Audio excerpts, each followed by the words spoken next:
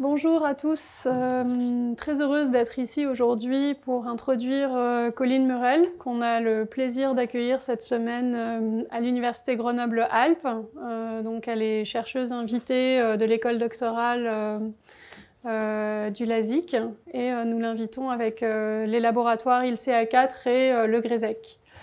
Colleen Murrell, qui vous en dira plus peut-être sur son parcours dans un instant, a été d'abord journaliste pendant 16 ans, avant de passer du côté académique, scientifique de l'approche de sa profession, puisqu'elle s'est spécialisée dans l'analyse de l'identité professionnelle journalistique et des pratiques journalistiques.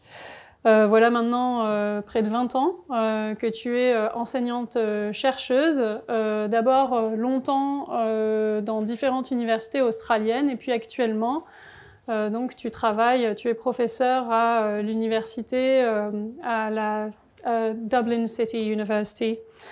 Voilà, donc aujourd'hui Colleen va nous parler d'un travail qui est en cours, d'un ouvrage qu'elle est en train d'écrire sur les correspondantes. Enfin, c'est un ouvrage historique en fait, et à la fois historique et sociologique sur le travail de correspondante de la BBC. Et puis nous aurons le plaisir aussi, ou les doctorants en tout cas du LASIK auront le plaisir aussi de l'avoir cette semaine en formation sur des questions liées au comité d'éthique en recherche et puis sur comment mener à bien la carrière d'enseignant, enseignante-chercheur, ce qui intéresse tout particulièrement certains doctorants. Voilà, je lui laisse la parole, nous allons l'écouter pendant 30 à 40 minutes et puis ensuite il y aura un moment d'échange. Vous pourrez poser des questions en anglais et en français. Colleen va jongler un peu avec les langues selon son confort. Voilà, nous allons l'écouter. Merci bien de venir aujourd'hui. Je dois dire tout d'abord que j'ai vraiment pas la confiance en française. Donc, j'ai jamais donné de conférence en français, donc je vais parler plus tard en anglais. Mais on m'a donné cette traduction de ce que j'ai écrit, donc je vais essayer quand même. Hein? Have patience with me.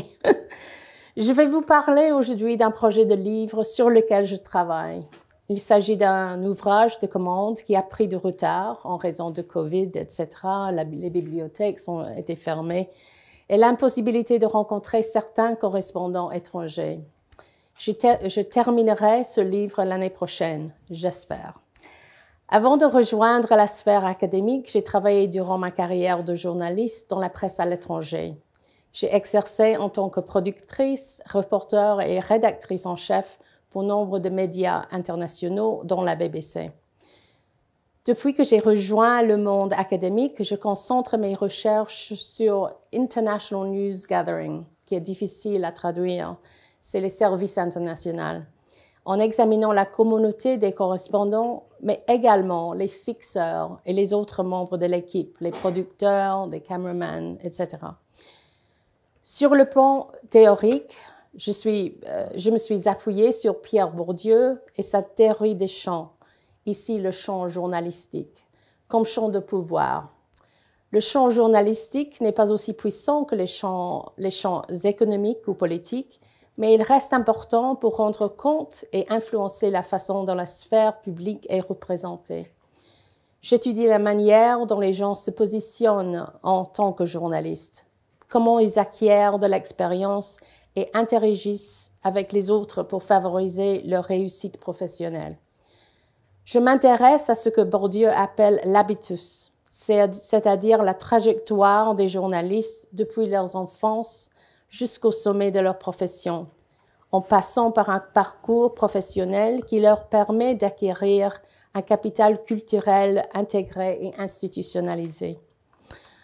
En termes de méthodologie, je privilégie les entretiens individuels. C'est très différent du type de recherche que j'effectue avec le Reuters Digital News Report, pour laquelle, au sein de mon université, nous analysons principalement les données quantitatives. C'est difficile en français. Dans mes recherches qualitatives, j'utilise une série de questions essentielles qui me permettent d'explorer le parcours professionnel des correspondants, leur production d'informations et leur interaction avec leurs organisations. Et je les interroge également afin de comprendre leur cheminement personnel particulier. L'ouvrage en cours se concentre sur les correspondantes de la BBC à l'étranger. Après un bref historique concernant les femmes en général au sein de l'entreprise, j'ai mené des entretiens avec 10 des plus grandes correspondantes d'hier et d'aujourd'hui. Au Royaume-Uni, elles sont connues, mais peut-être pas en France. Parmi les personnes interrogées figurent Diana Goodman, la première correspondante à l'étranger de la BBC, Kate Adie, une reporter célèbre, notamment pour sa couverture de l'attentat au Libye et de la place Tiananmen, et 3 reporters internationaux expérimentés qui ont récemment couvert la guerre en Ukraine, Lyse Doucet, Sarah Rainsford et Orla Guerin. Le livre examine l'évolution de la position de la BBC à l'égard des femmes reporters et les défis que celles-ci ont dû relever pour accéder à des emplois de qualité, à la promotion et à l'égalité de rémunération. On commence avec un peu d'histoire.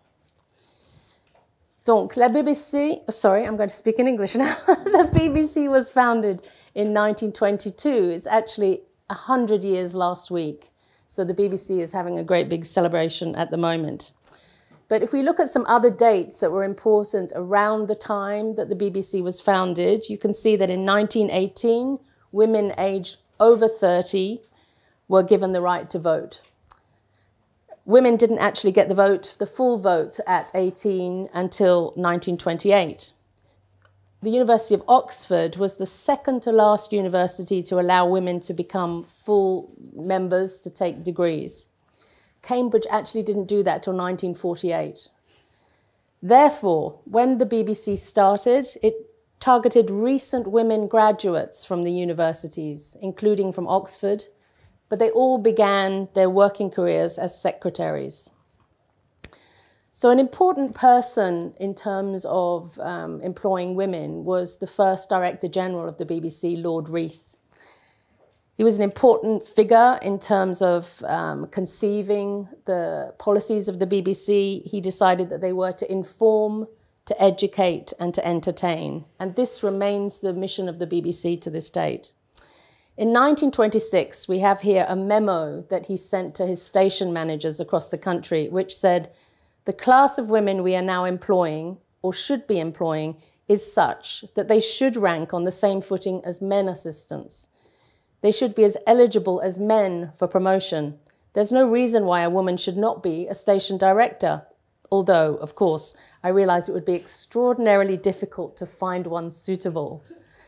So this quotation, if you like, marks the essence of the challenge that women faced at the corporation. It was a great place to work at the beginning of the BBC. You know, everything was brand new. They were being taken in. Women were beginning to have professional lives. Women wanted to rise through the ranks to gain promotion and to lead fulfilling careers. However, in reality, they found that it was often male managers that didn't want them, believe them, or trust that they could fulfill the same jobs as men, especially behind the microphone and later in front of the camera. So some of the important women at the beginning who did get on and gained important jobs at the BBC, they were behind the scenes. So early success stories were Hilda Matheson, who became Director of Talks, and Isa Bensi, who joined from Oxford School of Modern Languages and was put in charge of foreign direction, as foreign news gathering used to be called. So she organised the negotiation of relays from abroad and the affairs of the International Broadcasting Union. And magazines at the time spoke about, you know, this incredible place that employs all these women. There are hundreds of them, it said, you know. But the problem was, what jobs were they doing? Then in 1932, there was a setback. The BBC introduced a marriage bar.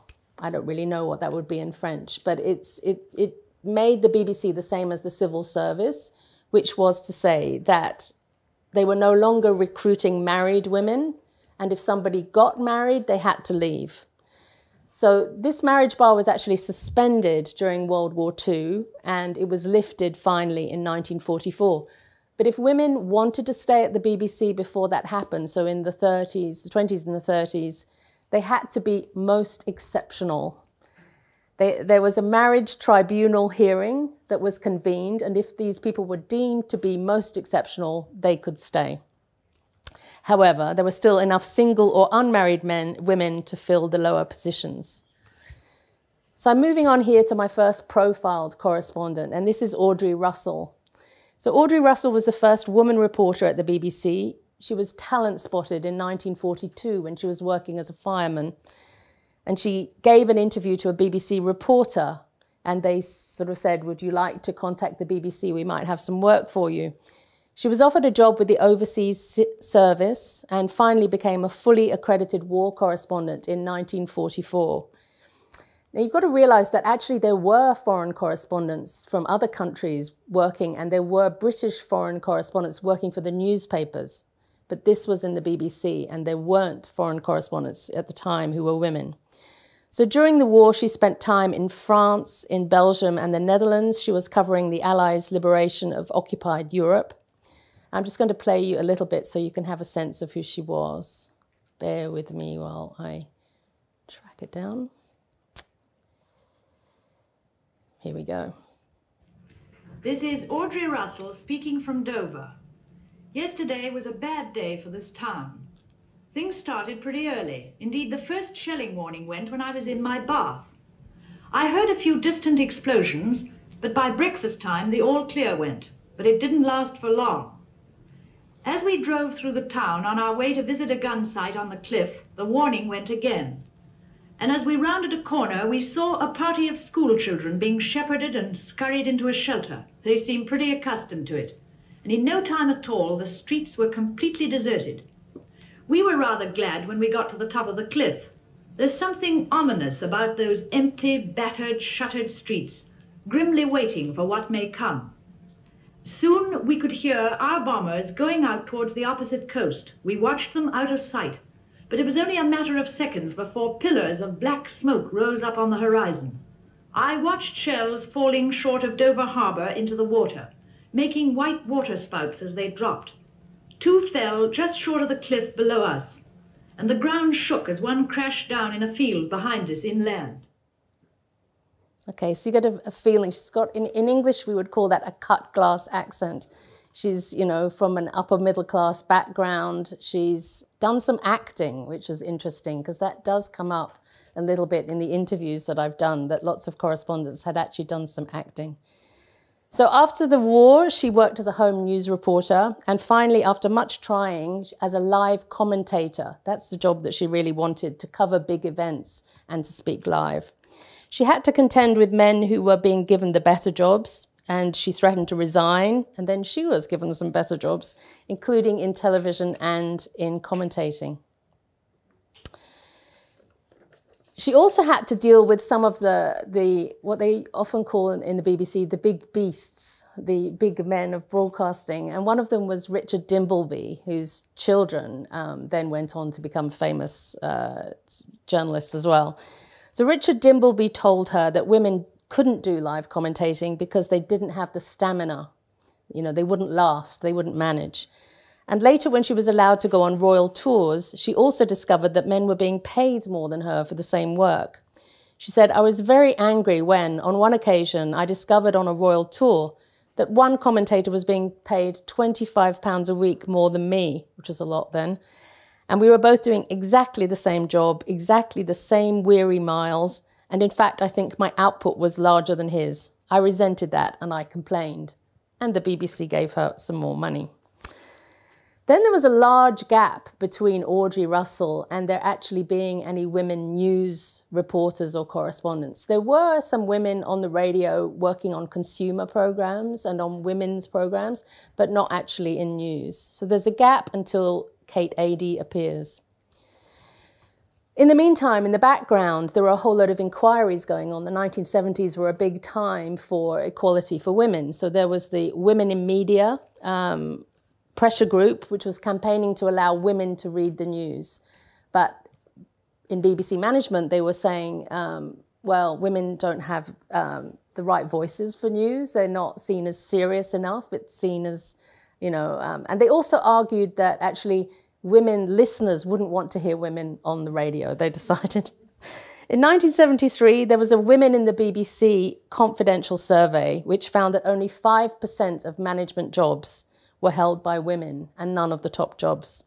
In 1975, there was the Sex Discrimination Act, making it illegal to discriminate against women. 1976, the Equal Pay Act, same money for the same job. And in 1979, the Women in Media, so 8 years later, came back and revisited the same survey, and they found that still only 6.7% of women workers at the BBC were in management.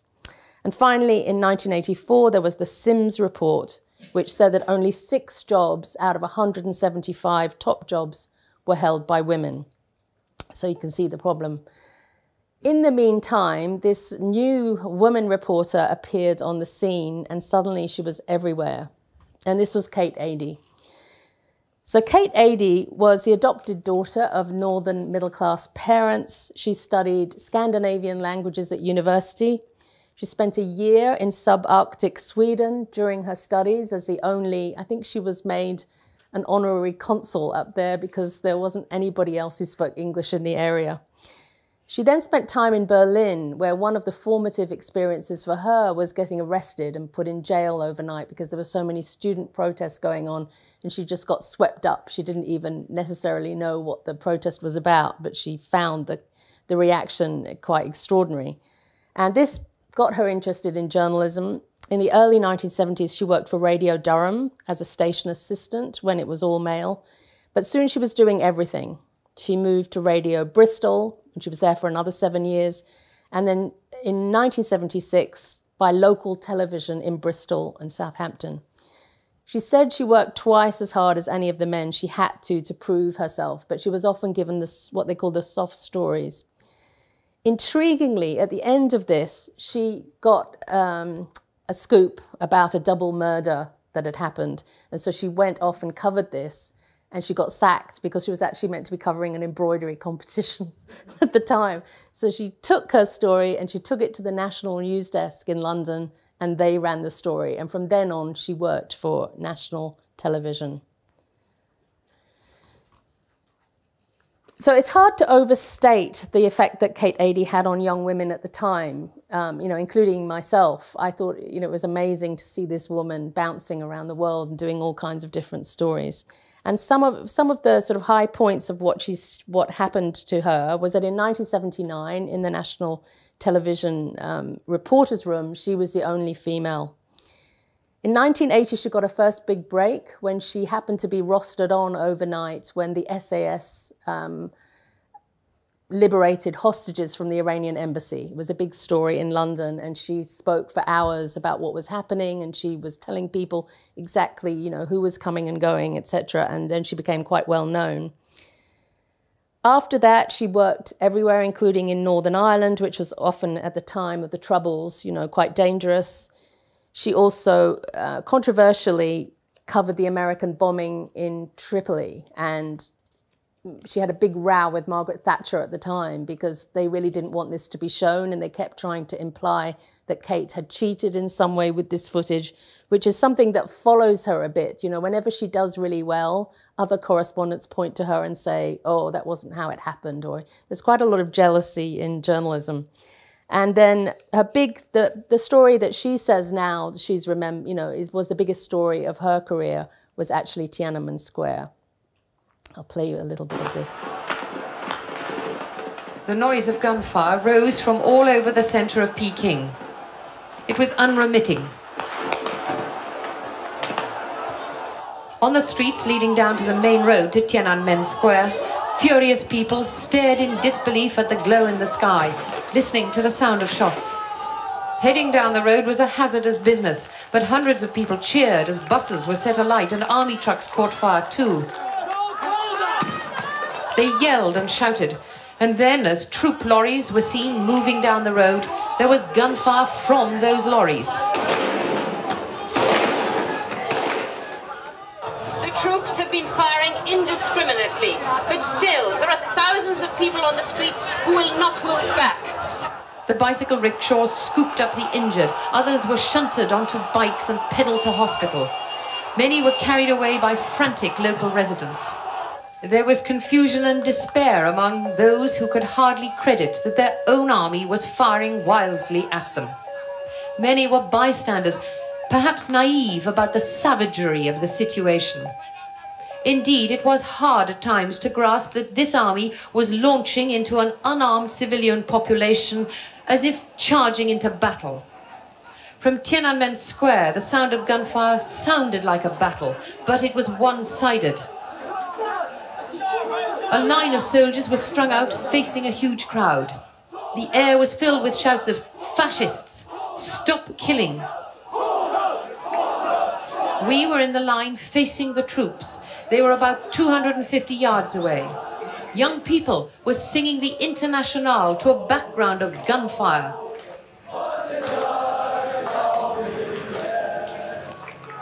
After hours of shooting and facing a line of troops, the crowd is still here.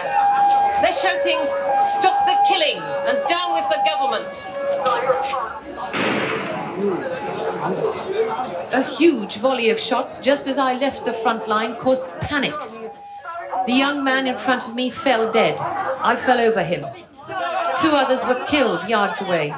2 more people lay wounded on the ground near me. I'll stop it there.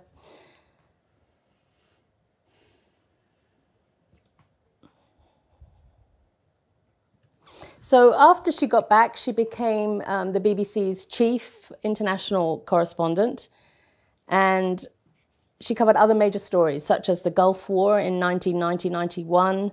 She told me, "I'd done a lot of big stories before the Gulf War. I was the chief news correspondent. If you want a story covered, I'm the first person you send because I'll do it. I'll lead from the front."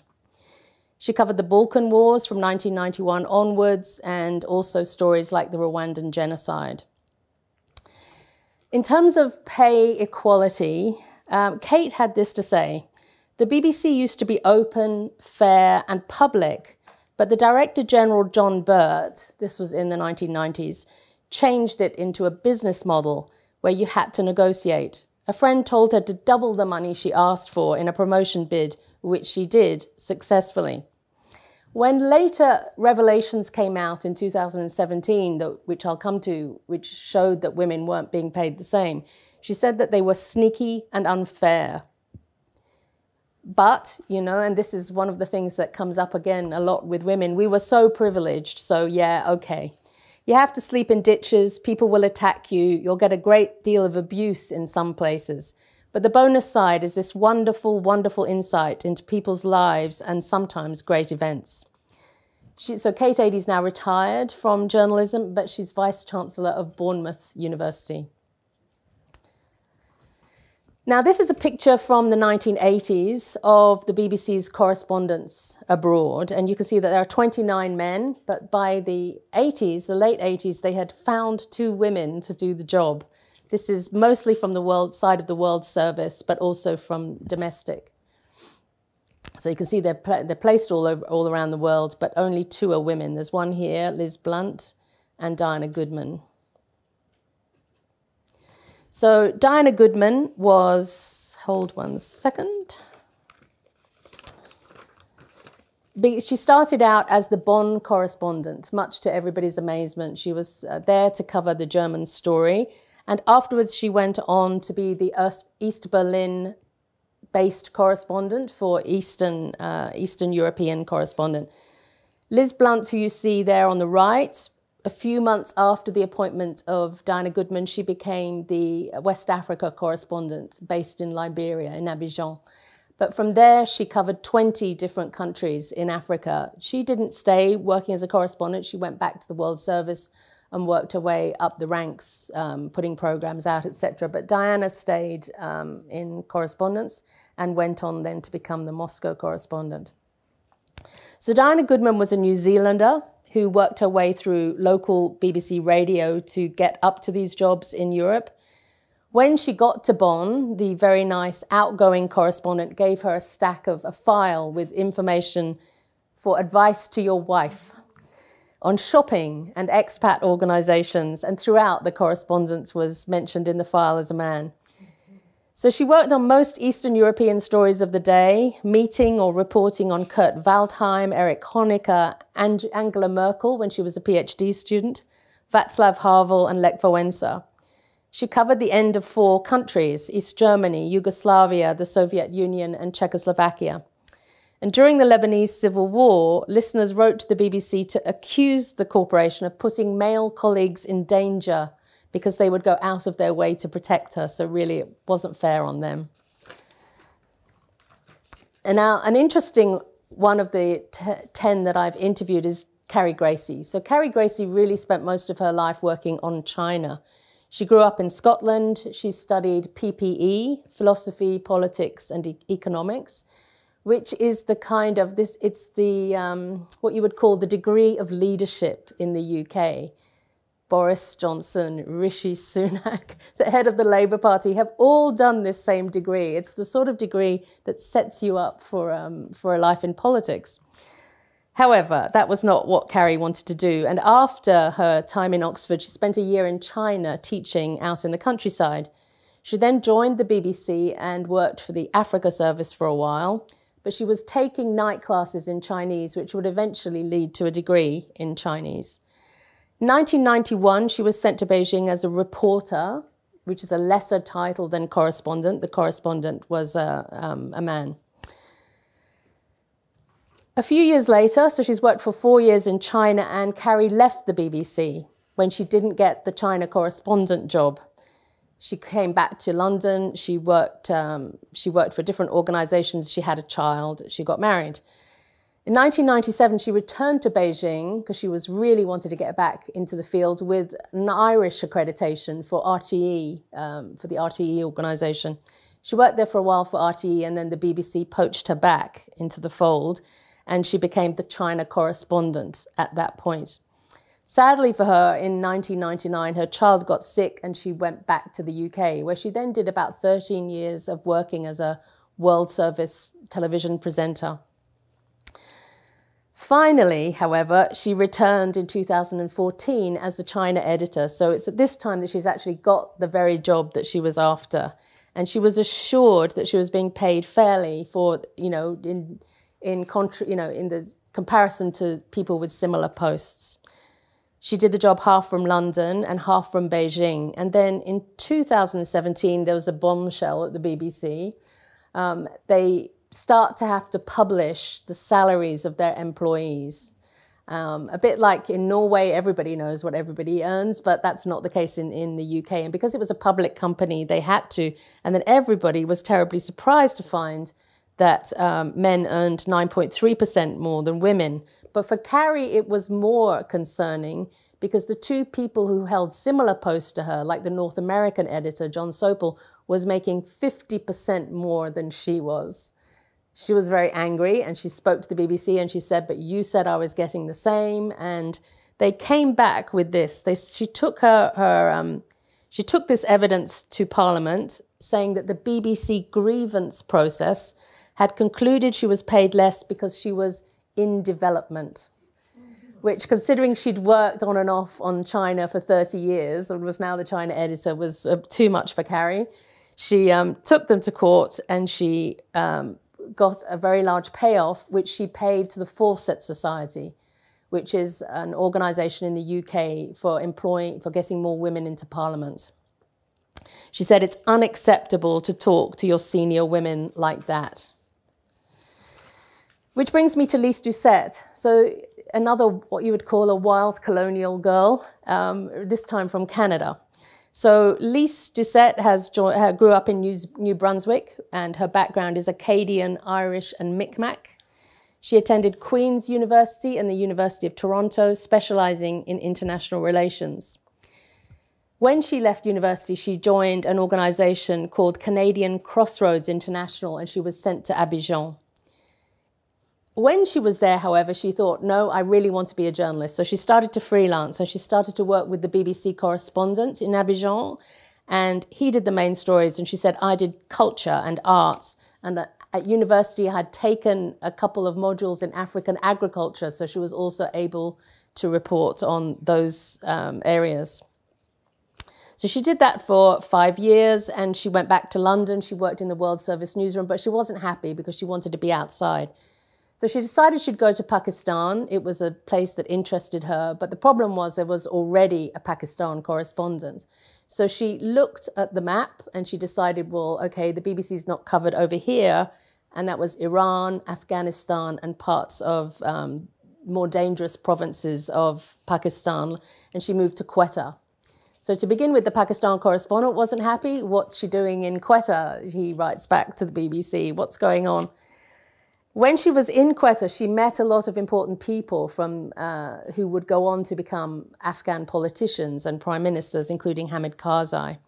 She said that in Pakistan, she felt like she was treated as what they call a third gender, which is privileged women, working women, who weren't seen as either, but they were seen as, okay, we'll deal with you because we've decided that we have to diplomatically. So the BBC then they were very happy with what she was doing in Quetta. They sent her to Peshawar and eventually back to Islamabad. She applied for the Pakistan correspondent job and didn't get it. The BBC correspondent was the one who'd been asking the BBC to move her out of Pakistan because his wife was wanting to do some freelancing and he needed to get her out. Just so happened by luck that her visa for Kabul arrived that time, and the BBC hadn't been getting visas for Kabul. So on Christmas Day, she found herself in the middle of the biggest story in the globe at the time, which was the Soviet withdrawal from Afghanistan. She said, I hit the headlines every day. Meanwhile, the British embassy told her to leave. The Irish embassy said the Mujahideen will kill you and rape you, but Lyse stayed. Every evening, she said, on the front lines and in refugee camps, people would fall silent to listen to BBC Persian or BBC Pashto to find out who was winning the war. And she said, you have this real sense of purpose and meaning, you know, every journalist's dream, to be right smack in the middle of history, to do journalism that has meaning and where you're broadcasting to around the world. So I decided that I was going to stay, said Lyse.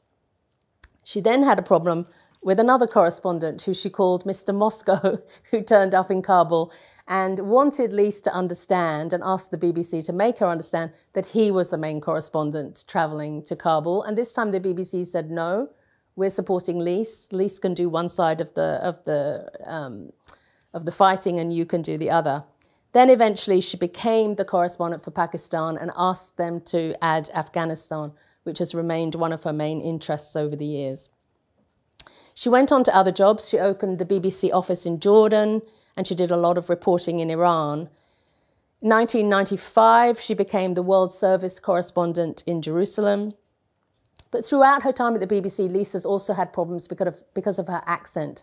She has a very strong New Brunswick accent, and so very often she would not get jobs, would ask afterwards what had happened, and people would admit, it's because you don't sound British, was the problem. Now that has all changed, you know, to this present day. There's a lot more acceptance of accents from around the world. But at the time, Lyse was having issues because of her Canadian accent. She said that for me, the BBC was a passport. The BBC never stopped her going anywhere as a woman, but she did have lots of stabs in the back from men, she said. So, for the last few years, Lyse's job has been a combination of presenting and reporting. She did a lot of presenting for BBC World TV. At the time of 9/11, she was back in Pakistan and Afghanistan. And over the years, she's worked from there, from Syria, from Libya. She covered the Asian tsunami, etc. She said, I go to the field, I report from places where I've usually been before. I want to add to BBC reporting and not subtract from it. And then on the big stories, I do 50% news coverage, 50% presenting. So that works very well for her, and that's what she's done in Ukraine recently. She's worked with another person who also does the same, half presenting, half reporting. So in August 2021, Lyse was back in Kabul for the Taliban takeover. So this is one of the main streets in the center of Kabul, the first day for Afghanistan, where there's no foreign troops in this country. They've ended their 20-year-long engagement. And the scene is no different than it's been for many days. Look at the queue of this people. Look at how they're pushing in. This is a queue for the bank. Only the main branches of the main banks are open, and Afghans have been told they can only take out the equivalent of $200 a week. And many tell us here, they've been standing in this queue for days. So look at this street. On one side, it's the banks and other offices where they can get money from abroad. But let's look at the other side of the street. This is where there's the Turkish embassy, the Iranian embassy. The queues are also forming on that side for those who want to leave, for the vast majority of Afghans. In a country of nearly 40 million people, life feels no different from the day before or the week before. It's still a struggle to survive, or still a race to try to escape as fast as they can.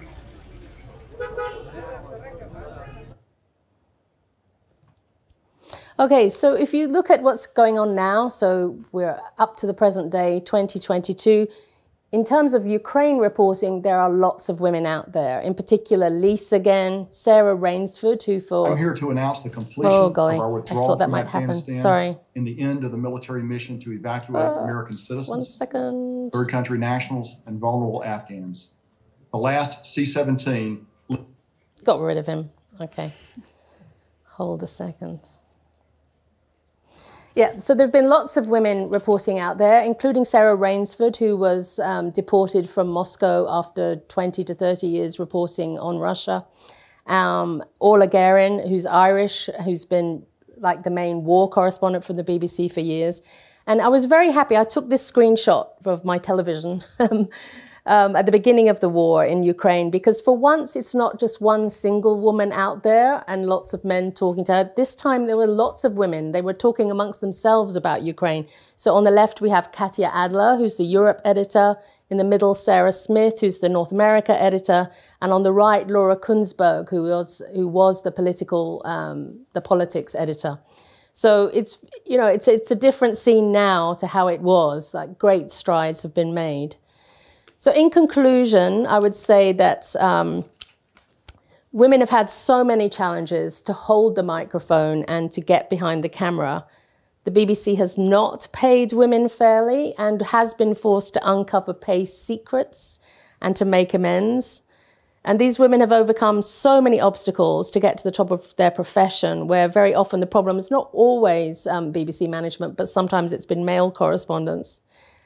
And the women who have succeeded have perhaps been exceptional, you know, using that term in a specific way, which is to say that they've had, you know, they've come with their own privileges. They are very well educated, largely white, not all middle-class women. So they have, you know, they've got on, they've used their nous, they've used what they've had to just keep fighting on until, you know, women have become much more like 50% of what's going on the BBC.